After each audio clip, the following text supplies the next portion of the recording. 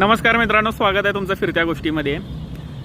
पुन्हा आता राष्ट्रवादी काँग्रेस म्हणजे दोन्ही विलिनीकरणाच्या चर्चांना आता ऊत आलेला दिसतोय आणि त्याचं कारण आहे पुन्हा सुनील तटकरे।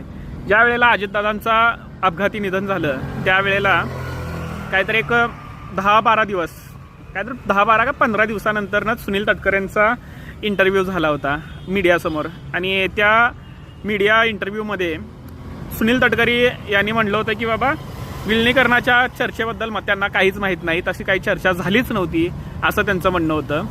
आणि त्या वेळेनंतर त्याच्यानंतर सुनील तटकरे असतील, प्रफुल्ल पटेल असेल, त्यानंतर अरोरा असेल, यांनी पूर्ण राष्ट्रवादी काँग्रेसची सूत्र स्वतःच्या हातात घेतली आणि बाहुला म्हणून किंवा बाहुली म्हणून सुनेत्रा पवार यांना राष्ट्रीय अध्यक्ष बनवण्यात आलं, उपमुख्यमंत्रीपद त्यांच्या हातात दिलं आणि त्यांना असं वाटत होतं की हे सगळं आता सुरळीत चालेल, आपण सगळी सत्ता चालवूयात, ह्यांना फक्त पदावर बसवूयात।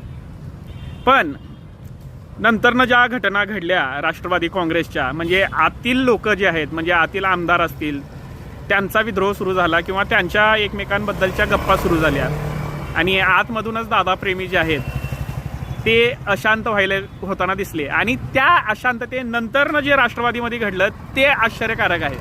त्याच्यामध्ये ते भोंदूबाबा खरातचा प्रकरण, त्या खरात प्रकरणामुळे रुपाली चाकणकर ह्या प्रचंड अडचणीत आल्या, त्यामुळे त्यांच्या पक्षाची प्रचंड बदनामी झाली, अजूनसुद्धा होते। आणि त्या प्रकरणानंतर लगेच झिरवळांचं जे व्हिडिओ बाहेर आले, नरहरी झिरवळ यांचं तृतीयपंथी व्यक्तीबरोबरचे हॉटेल रूममधले व्हिडिओ बाहेर आले, त्यानंतर पुन्हा राष्ट्रवादी अजून अस्वस्थ झाली आणि या सर्वांना हँडल करणं प्रफुल्ल पटेल आणि तटकरे यांना आता बहुतेक माझ्या मते जमत नाहीये।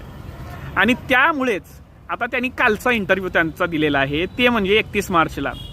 आणि 31 मार्चच्या इंटरव्ह्यूमध्ये त्यांनी स्पष्ट बोलले की विलिनीकरणाच्या चर्चेबद्दल त्यांना सर्व माहिती होतं आणि विलिनीकरण झालं तर चांगलीच गोष्ट आहे, अशी गप्पा आता त्यांनी मारलेली आहेत। आता ती अस्वस्थतेची सुरुवात कुठून झाली ते सांगतो। ज्या वेळेला सुनील शेळके यांनी त्यांची खंत व्यक्त केली की बाबा अजितदादांच्या मृत्यूनंतर राष्ट्रवादी काँग्रेसची ताकद वाढत असेल तर दोन्ही पक्ष विलीन झाले पाहिजेत आणि त्यामुळे फायदाच होईल, अशा जेव्हा सुनील शेळके सारख्या आमदारांनी त्यांच्या भावना व्यक्त केल्या, त्याच्यानंतर वैयक्तिकरित्या सुद्धा खूप आमदारांनी त्यांना बोललं असेल की बाबा पक्ष विलीन झाला तर ताकद वाढेल। पण सर्वात महत्त्वाची गोष्ट, राष्ट्रवादी काँग्रेसमध्ये सर्व नेतेच आहेत, हे सुनील तटकरे विसरले, प्रफुल्ल पटेल विसरले। या नेत्यांना सांभाळणारा पैलवान नेता पाहिजे आणि तो शरद पवारच आहे आणि त्यामुळेच आता त्यांना विलिनीकरणाची गरज भासत आहे।